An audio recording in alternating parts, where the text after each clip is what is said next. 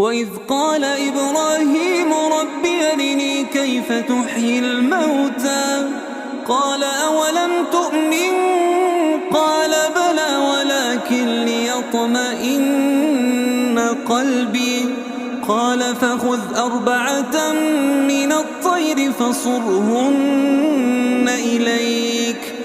ثم اجعل على كل جبل منهن جزءا ثم ادعهن يأتينك سعيا واعلم أن الله عزيز حكيم.